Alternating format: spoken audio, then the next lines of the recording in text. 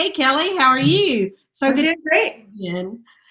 All right, everyone, this is Kelly Winship. She's a home organizer and she has Simplify, Organize Your World. So, Kelly, why don't you share with us a little bit about what it is that you actually do? Jennifer, thanks so much for having me. I'm excited to share this because it's so uh, front and center for so many people right now because there's nothing else really that they can do in their home.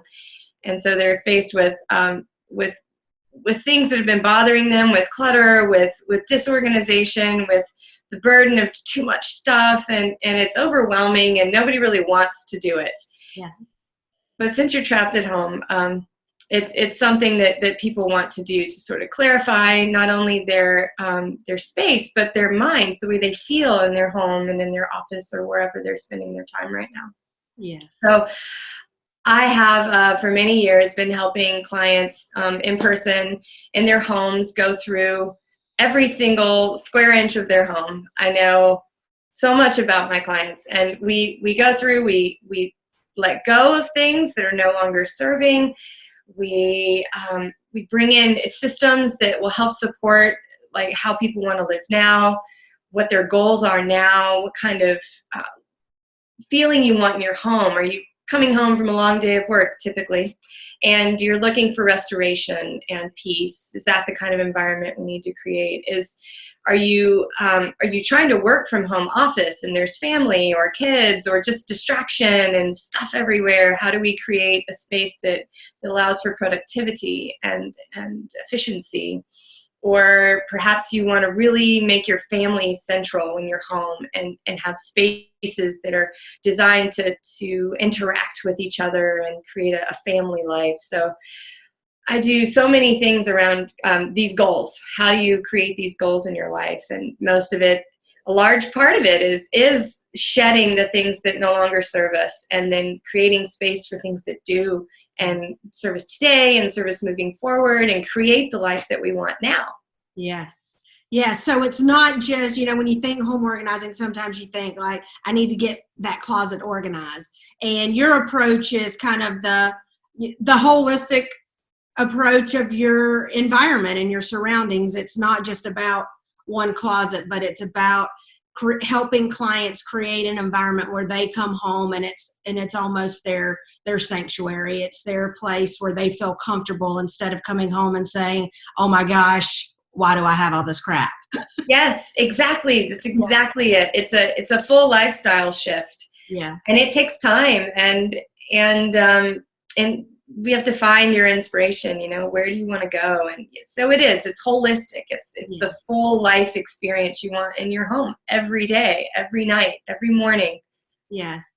And it sounds like that it's very individual. It's not like cookie cutter, one size fits all organization, that it's based on the clients and their needs and who they are as a person and how they want that reflected in their home. Exactly. Yes. It's very customized. Each person, what they do when they walk through the door, where they put their keys, where they put their purse, where they hang their coat, what they do with the mail. And each person has their own sort of natural approach to their space. And so my goal is to help stay with what's natural and tweak it enough to really create a good flow that uses their natural tendencies, but tweaks it up a notch so that they can really be efficient and clear in what they're doing.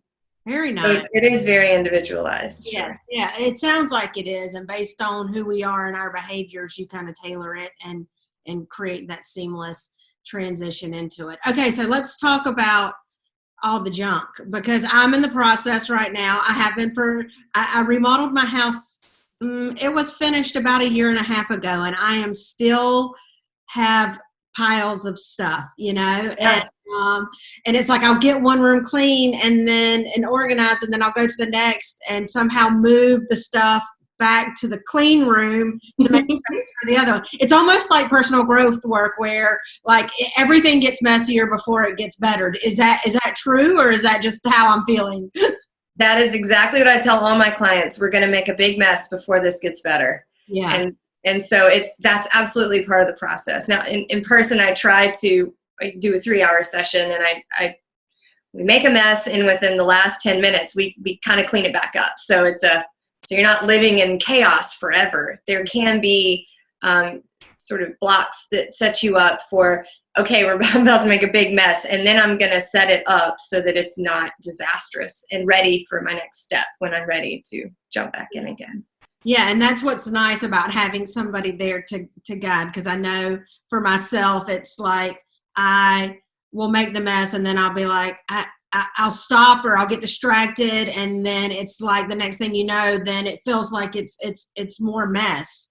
Yeah. So, having someone there, I can see how valuable that will be to like keep pushing you through to finish what you start, because I know for me and for so many people, it's easy to start something, but finishing it is a lot of times another story. So it is, absolutely. I have a couple of clients who are naturally quite organized, and they call me their personal trainer, because they won't do it if I'm not there with them and guiding them along. And then they're like, they're great, they're fine. They just need a little assistance, a little help, a little support, and a little guidance. And yes, and staying focused is always an issue, where I kind of redirect back, like, okay, come back over here. Okay, come back over here. Like, I get distracted too. So I understand completely, especially if you're doing something you don't really want to be doing, and it's getting bigger and more overwhelming as you go, and you do just want to walk out of the room and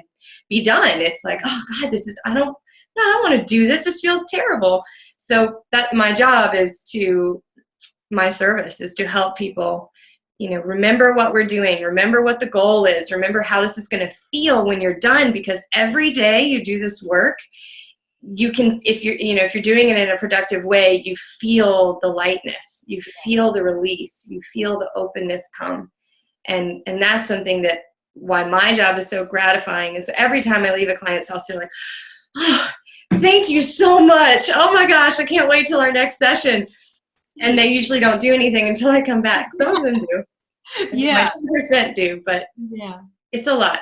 Yeah. And it's one of those things, like you said, that when we clean, even just, do a clean in our house or clean up some pile or something, it is that instant gratification. And it always makes us just feel it's just making ourselves do it, and having the accountability of somebody like you.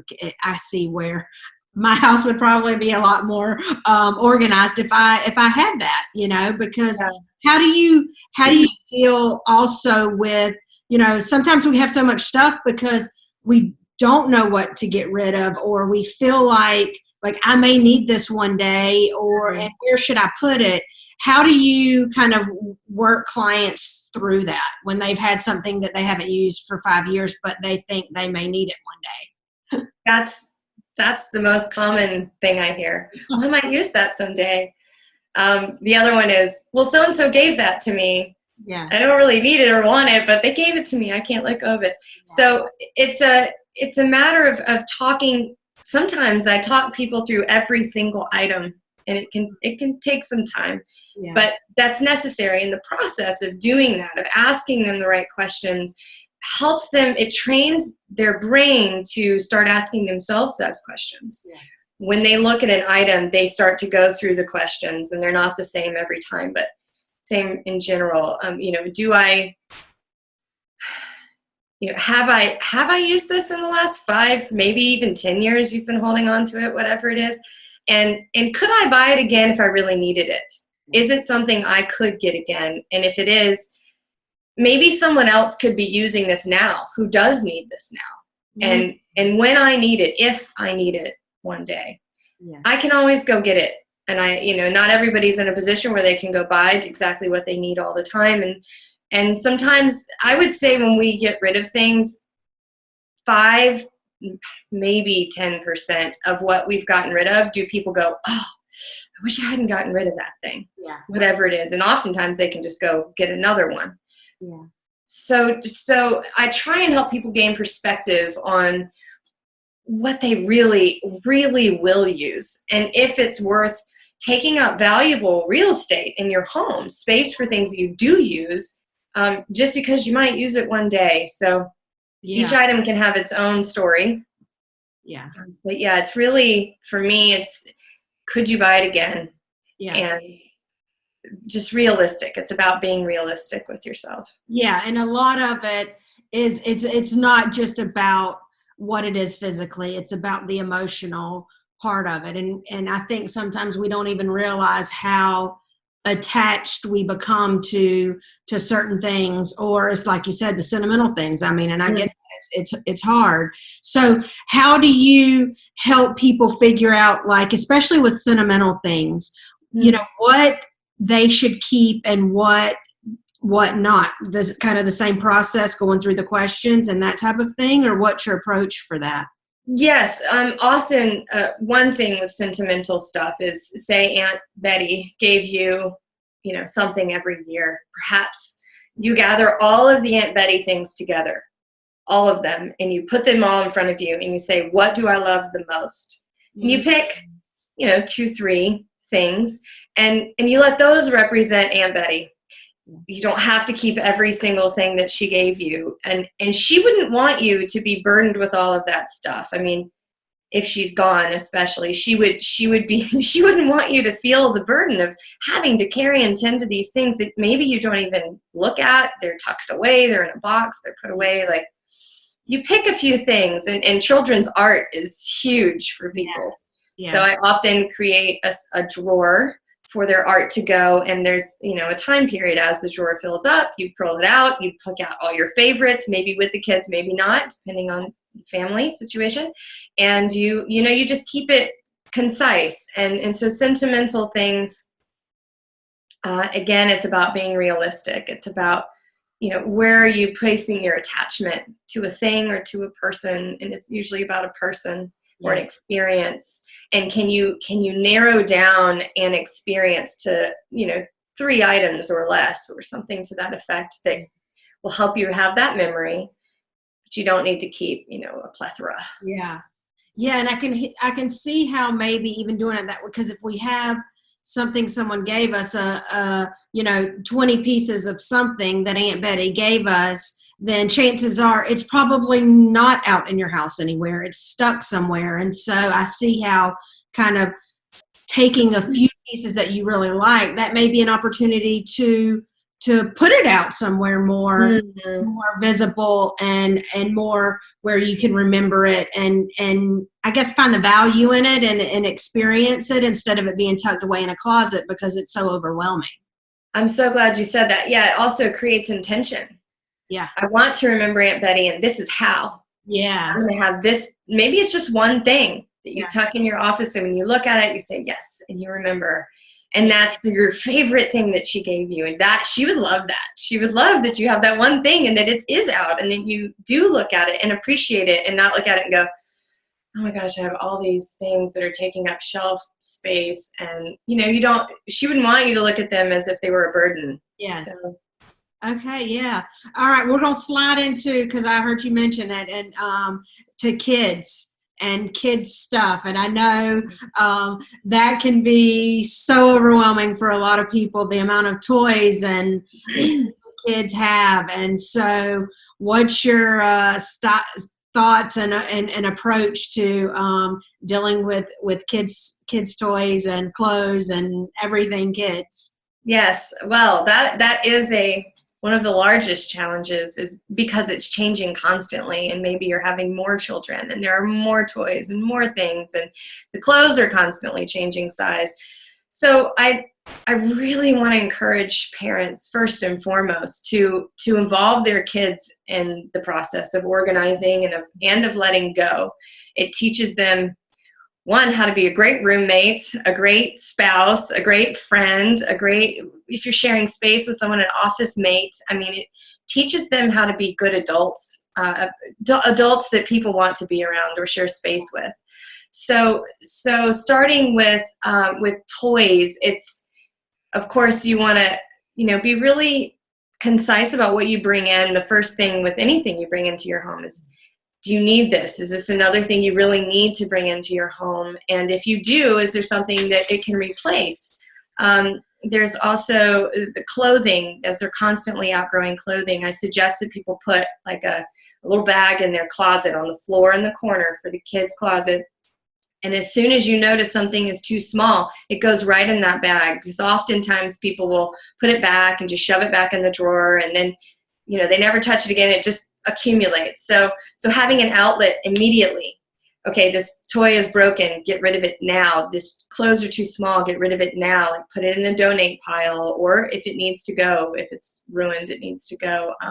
So with kids, it's a constant process. So having the Goodwill bin, teach it, or, you know, a donation, the church bin, whatever your purpose, however you want to share your things with the world, to have a designated bin where the kids get to be a part of that. And when you say, oh, these shorts are too small, or they go, Mommy, that's too tight, then you take it off, you say, well, let's give it to someone else who can use it, and create that idea, that giving sense in the children, so that it becomes sort of fun for them. Like, oh yeah, we can get that, and even could take them to a charity or to the church and let them see how these items get to serve someone else, and it will inspire them to do that as well.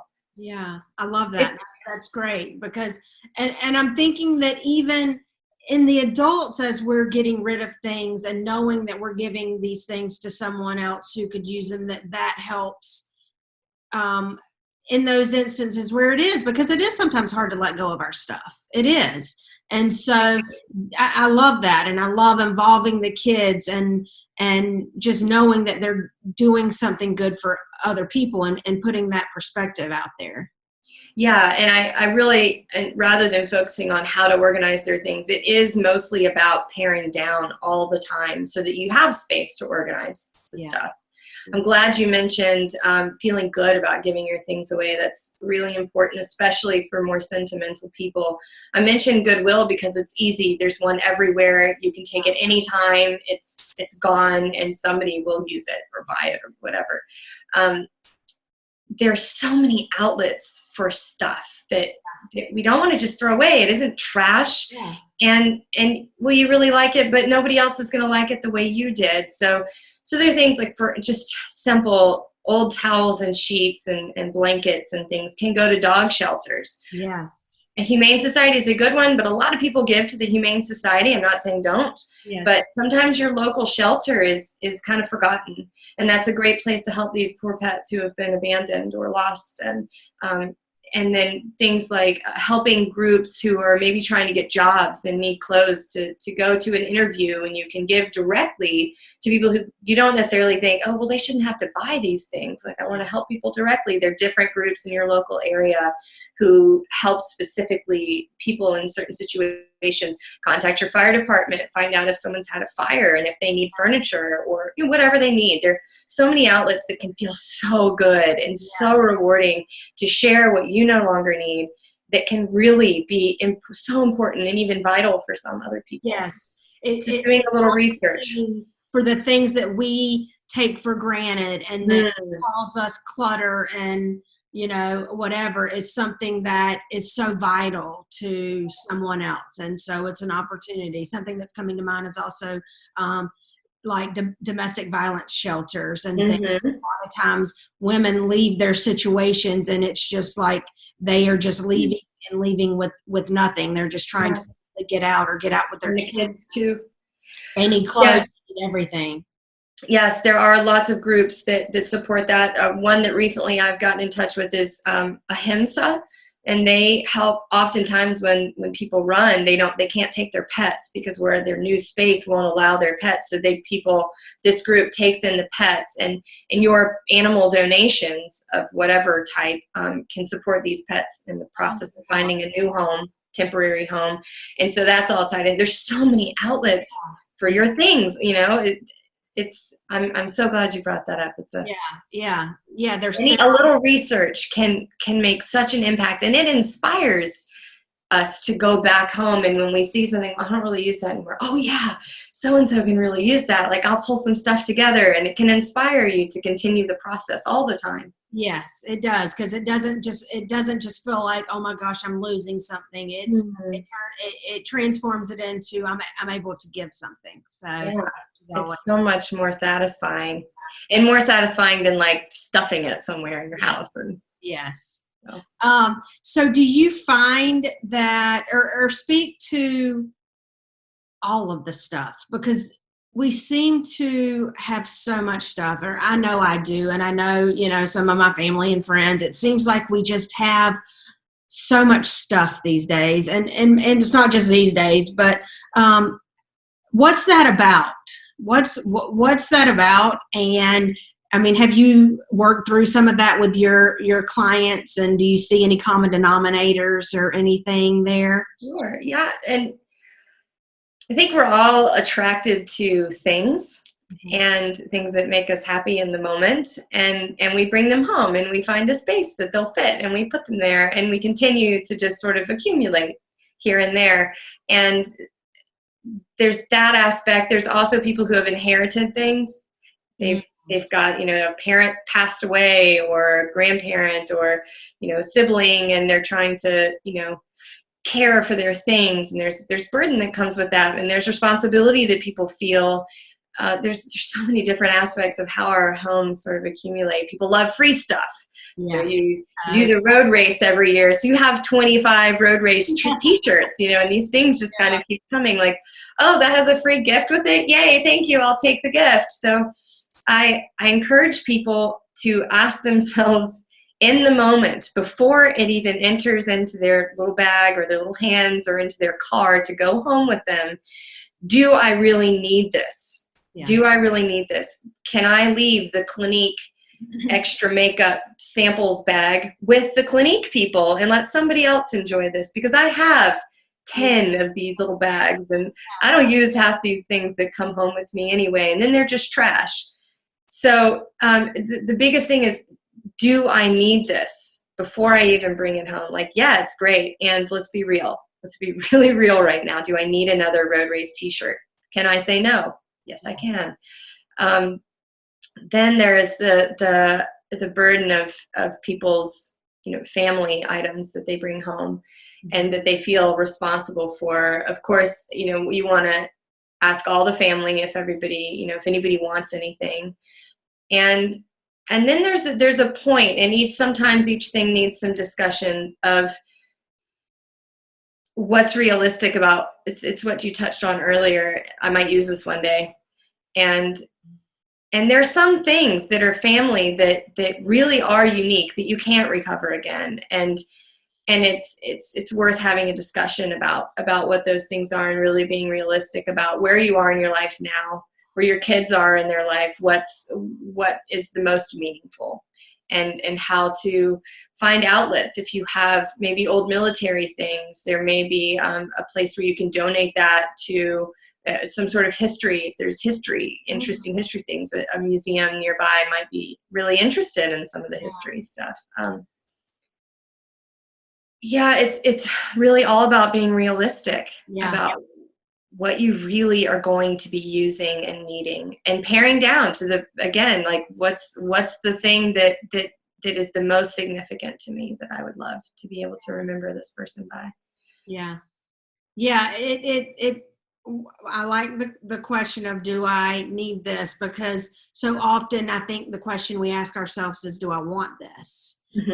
And, you know, like you said, a lot of times when we get something that gives us that little bit of like, you know, instant happiness and excitement about having something new. And then, you know, it's like a kid. I mean, we're the same as a kid, where we go to the store, we buy a toy, and then in a couple days, we're done with that toy and moved on to the next thing. And adults, we do that same thing. So I like that. Instead of saying, do I want this? Do I need this? And will I use this? Yes. Yeah, I love that. That's reminding me, my college roommate takes her kids to like an outdoor store. And there's often toys, and there's outdoor stuff and things to ride on and things to do. And they find a toy, and they kind of carry it around with them. And then by the time they leave, it's almost like just an experience where it's like, oh, well, that was so much fun. Let's put the stuff back, and we're going to go home. We'll come back next week or something and come and play. So there are ways you can look at things that, in the moment, like really strike you, and they're fun. And it's like, oh, I want to take this home. And then you take it home, and then you stick it somewhere. And you never touch it again. To maybe take that approach that I love that she does, and especially with children, to not attach need with want, like to think you need it because you want it, and to enjoy it in the moment. Let it be an experience, and then let it go. And if you really can't stop thinking about it, you can always go back. Right. Yeah, I like that. And as we as adults become more aware of our habits, then it allows us, those with kids, to be able to early in life start to create habits and behaviors that are going to serve them later in life when they, don't have anybody saying, no, you can't have that right now. So yeah. And with shopping, people love to go shopping. It's important to create intention in your shopping. So for instance, if you're going to go clothes shopping, I encourage people when they're in their closets picking out outfits or whatever, that they have a list in their phone. Like, I need a white camisole, or I need a black pencil skirt, or whatever it is they need, to keep a list of that, so that when they find themselves stumbling into TJ Maxx or the mall or wherever they are, oops, here I am, I guess I'll look around, that they check their list and say, okay, you know what, I can have a purpose here today, and I can look for these things, and this is what I'm getting. And they can create parameters. It depends on each person what kind of parameters they want around that. Same with children going to a toy store. If you want to go to a toy store with your children, create an intention, like, what's a toy that they've really been wanting, and let's go find that toy.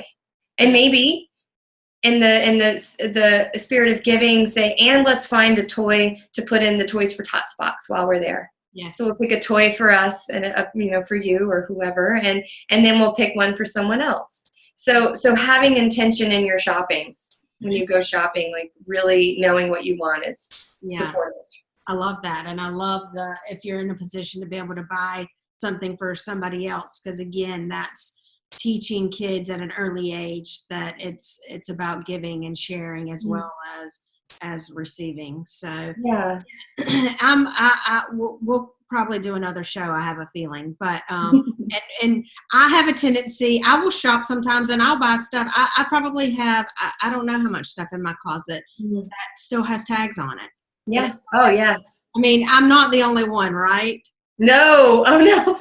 Because I literally was cleaning stuff out a couple weeks ago, and I was like, and then it makes me, but seeing that, where I am right now, it makes me start to think about, wow, like I'm seeing it as dollars. Like, here's this thing I've never worn, and how much money did I spend on that? And looking at it now, I probably will never wear that. Why did I even buy that? Yes. And so yes, I'm glad you brought that up. That's very common. And there's a lot of guilt that people feel when they discover the multiple items with tags because of the money, mostly because of the money they spent. It's too late to return it. Resale is nothing. Even if you did consign it, it's a fraction of what you paid. You didn't even get to enjoy it.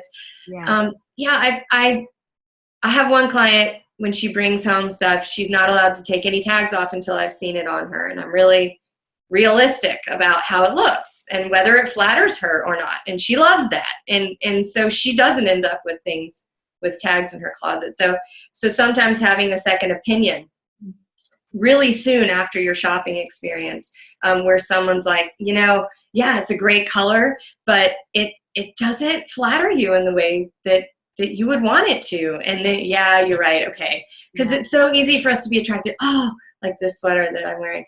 It's so soft and it's so nice, but I wear it all the time. But I love the color and I love the length, but maybe the sleeves aren't quite right, but that's okay because I love the color and the length. Well, the truth is you're probably not going to wear it. You'll put it on and you'll take it off again. Yeah. So it isn't about like, oh, I like the color or the one thing that you like. Oh, I like this neckline. It's do I love this? When I put it on, am I like, yes, like, does this make me feel like, yeah, I'm going to wear this out? Like, do I feel really enlivened in this piece of clothing? Or is it like, oh, well, that'll do.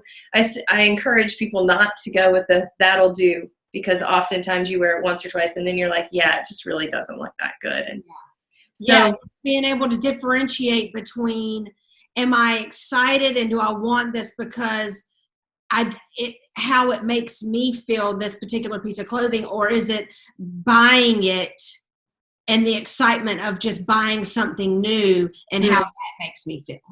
Yeah.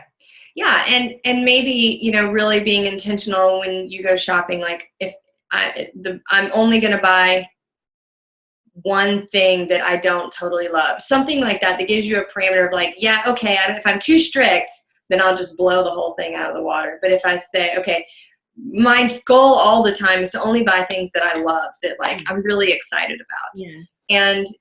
And then if there's like 3 or 4 other things that are kind of so, I can pick one. Yeah. And then leave the tags on it and have a reminder. Maybe put it somewhere of like within the next 3 weeks, whatever the time limit is for the return.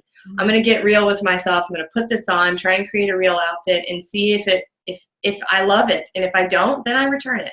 Yeah. Maybe it's a week, maybe it's 4 days, maybe it's 3 months, whatever the parameter needs to be for that piece. I mean, 3 months is out of season, but. Yeah.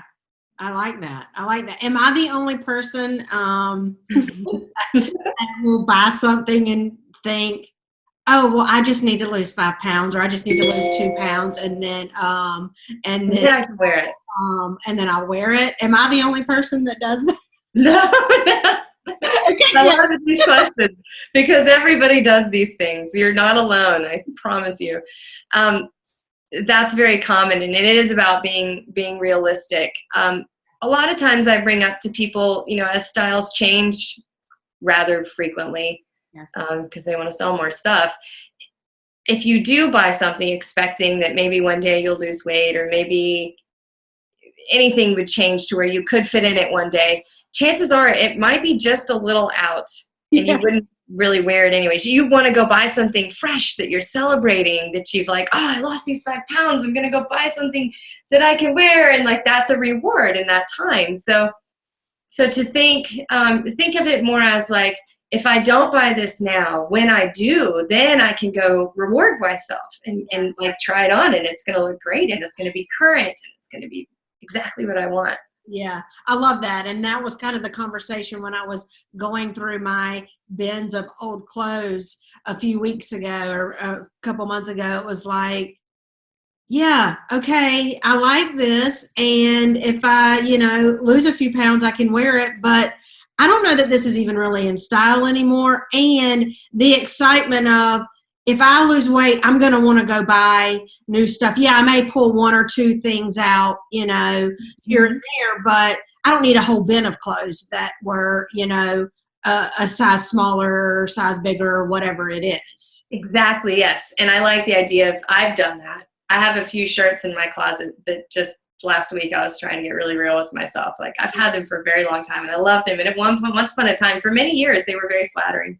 Yeah. And they stand the test of time. And I'm just not sure I'm going to really lose that extra couple pounds so that I can like be hot in it. So like, I just really need to let it go.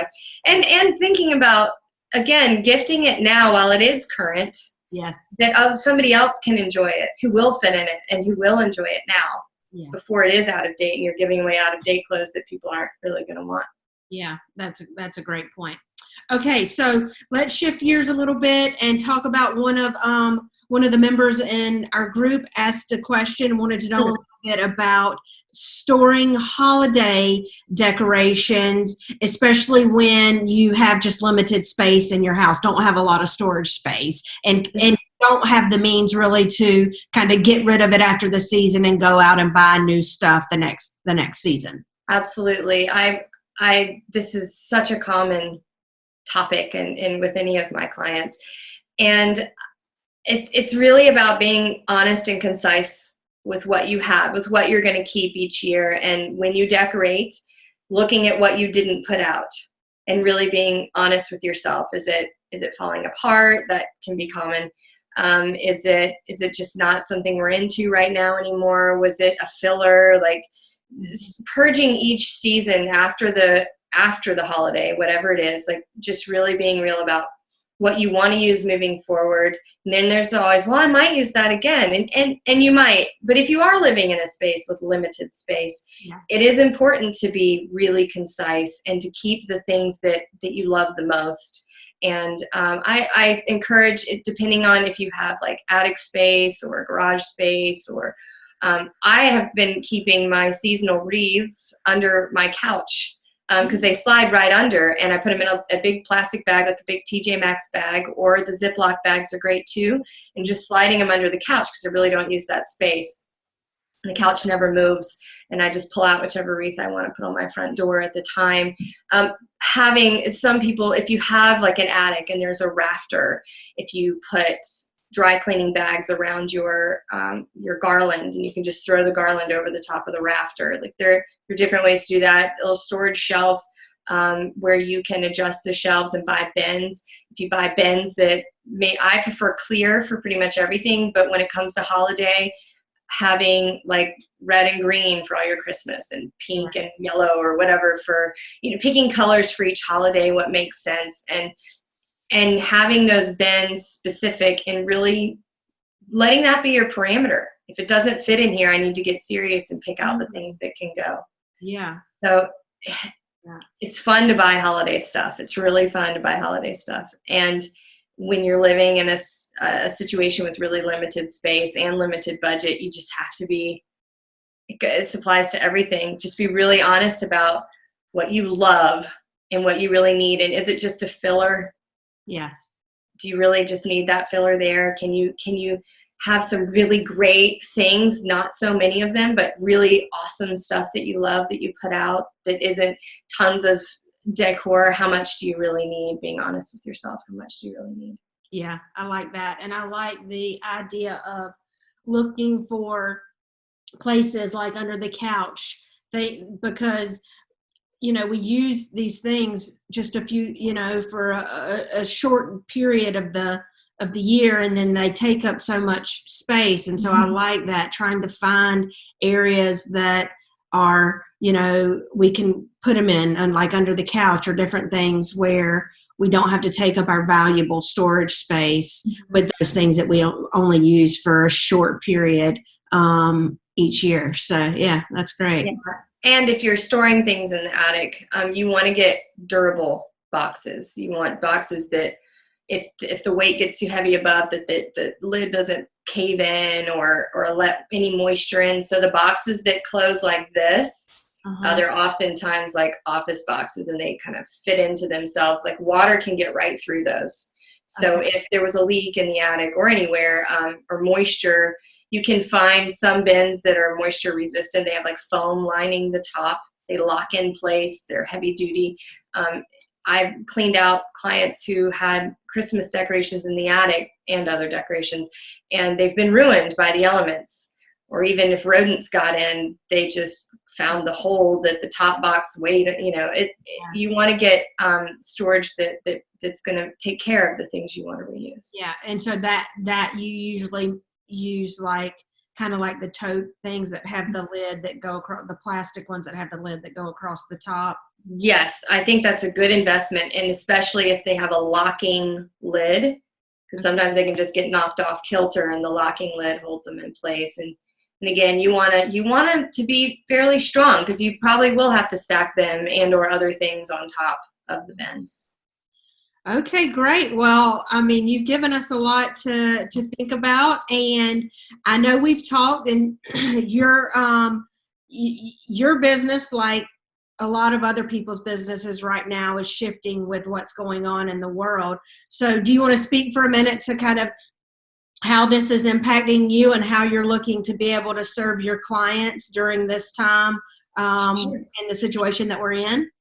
Yeah, I'll tell you, as soon as the first order was given to stay home, I had several texts come in, like within the same hour. Everyone's like, "Hey, I'm home. Let's organize. I'm back in town. Like, I'm not going anywhere." People were really inspired to organize, and unfortunately, I've had to taper back the in-home visits. And so this virus has given me the opportunity, one, to do a ton of work in my garden, which I love. I've gotten so much done. I've been waiting all year to do the pruning that I've been doing. And so, what a perfect time of year to be working in the garden. The weather is perfect. It feels like, because you're in I Atlanta. hate to say this, but kind of a gift. Yeah. I'm in Atlanta, and it's been in the 70s, so this is perfect. I mean, the pollen's atrocious, but I'm not allergic, so I feel lucky. Oh, nice. Yeah, lucky. Yeah, so I'm doing all this yard work, and I'm so excited. It's really helpful for my mental state, for any stress, for escaping hearing the news, and just being in nature and listening to the birds. They're all over right now, so that's been nice. And so I'm trying to figure out, how do I still stay engaged with my clients who are really stuck? They need support. They want support. They know they want to do this stuff, but they don't feel motivated on their own. And so I'm exploring and beginning online support. So how can I help people in their home from afar? And I feel totally inspired and fully confident that this will work. In my business that I love, this is one of the main areas where I really trust the process, where I don't have some major plan when I walk in. It's very organic. And it works, and it flows, and it's good. And I feel like the online approach can be just the same way of really being there for people where they need me, how they need support, and helping them move through these processes from afar, so we're all still safe. Yes. So I'm exploring some of that. I have one of my most long-term clients.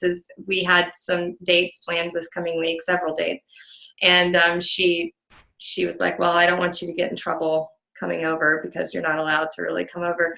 So I said, well, let's try the online thing. And she's like, yeah, okay, let's do it. Let's try. So I'm excited to do that. And see how that works. Yeah. And that's kind of where I am also with what I'm doing here. It's like, there's a need. Everything's changing for everyone. And, I keep saying this, and I'm very honest about it. And normally I am control freak about perfection type things when it comes to work, but I'm in a place where I don't know what I'm doing. This isn't high tech. This isn't fancy, but let's just provide some value and some service to people in this time. And however that unfolds, whatever that looks like, then great. So we've talked a little bit about you being willing to do an online virtual visit with one of our group members. And so I know we don't really know how that would look, but you're open to just seeing kind of what unfolds if someone in the group wants to maybe say if they have a closet they've been trying to tackle, or a specific little project that they want some guidance and accountability and support on, that you're open to us doing a virtual consult so people get an idea of what that looks like, right? Yeah, totally. That's exciting. I wanted to touch on how much I appreciate what you're doing, how you're reaching out to the world at large. How can you make it through this virus with some sanity and some productivity and some health? And so I'm hoping, I'm inspired very much, and this has inspired greatly, the idea of doing online virtual visits. Right. And so yeah, I would love to offer that to one of your listeners if they would like to do a free consult, and we'll take an hour and go through the home. And generally I like to talk with, just to give an idea of what that would look like, I like to talk about what your goals are. You start with what's your goal with your space, and then what's challenging you, what's really irritating you right now, what's pushing you to want to do this stuff, what's inspiring you, and then we'll do a little tour of the closet. I generally like a tour of the entire home. Okay. Because sometimes it isn't just about like, how do we redo what's stuffed in this one closet, because it may not all be really relevant for that space, whatever the closet is. So having a full scope of the home, of what the, there may be several sort of genre changes and shifts that need to happen within the home, repurposing certain areas for specific things. So once I've got the full picture, then when we enter the one space, or the first space, it usually ends up spreading from there. Then I'll have an idea of, this stuff that you're keeping in here really would serve you best in this other area of your home. So we come up with a plan, like how do we want to tackle, where do we want to start, how do we want to tackle it, and then it just organically forms from there. It's a process, and I fully trust the process. I get really excited, and sometimes the more crazy it is, the more excited I get. Meanwhile, the client's like, oh my gosh, and you're like, yes, let's do this. Yeah, and I have so many clients, and a lot of people who want to be clients who are not yet, are just really embarrassed. Yeah. They feel so much embarrassment, and for me, there's zero judgment. It's for me, there's a lot of excitement that comes of like, oh, yeah, I can help you. We can create a space that works for you, and work with the way you already live. And so the embarrassment is totally understandable. You know, we all want to appear that we've got it under control. I mean, my place is mostly organized, but sometimes there's a pile here or a pile there, or, some places I haven't organized yet since I moved in not long ago, like my office. So I get it. I get it. And there's no judgment. It's for me, it's opportunity for renewal, for shedding, and for newness. And so trying to lean into the embarrassment, to lean into the fear, and to go for it anyway is important. To step out of your comfort zone in that way with somebody. And I can attest that you are a very non-judgmental and trusting person. And so, even just, you put people at ease. And so in a situation like this, where it can be, we live in a world today where it's like, call before you come. Don't just show up at my house because, I got to clean up before the cleaning lady comes, all of these things. And sometimes it's just about taking that step and saying, okay, I know this is really going to make me feel better. It's going to be uncomfortable. It's going to be hard, when I start, but kind of setting your mind and your vision on the end result, and then just kind of trusting how it unfolds, like you said. Yeah, and remembering that each day is going to end feeling better. Yeah. Each time you approach and you tackle the process, you're going to feel better. Yeah. There's still going to be more, and you're going to uncover more than you realized was there. Yes, that will happen. Yeah. And the stuff that you've let go of, the stuff that you've made sense of, it just starts that process of creating clarity and understanding, and it can be very inspiring moving forward. Yeah. Like you said, that first step is great. Well, I'm going to put it out there for if there's somebody who wants to do a virtual visit with you, then we can set that up and make it happen. I also want to speak to, everybody. This is impacting everybody differently, and some people some of us are being productive, and some of us, it's a time where we need to sit back and reflect and not do a lot, because it's just everything is so overwhelming in general with what's going on, and one more thing feels like I can't take it. And so wherever you are with that is completely fine and where you are. But if you are in a place where you're wanting to use this time to tackle some projects or some things that maybe you put off, and any of it has to do with organizing, then this is an opportunity to spend some time with Kelly, and have her support and accountability and guidance to help you create what it is that you want to create in your home. And so, Kelly, thank you so much for being here with us. Once again, will you tell us your website and how they contact you if they want to get in touch? Sure. It's simplifyyourworld.net, SIMPLIFY, simplifyyourworld.net. And I also have the link on Facebook, so it's facebook.com/simplifyyourworld. Okay, so great. You can find me both places. All right, and if you're interested in the virtual visit, then you can comment on the video, and I'll also be posting something in the group asking if anyone would like to do it. So thank you so much. Stay safe in Atlanta, and I look forward to seeing how your virtual organizing unfolds. Thank you so much, Jennifer. I'm just so thrilled to have been here with you. I'm excited to help anyone who's ready. Thank you, Kelly. Take care. Stay safe. Okay, bye-bye. Bye.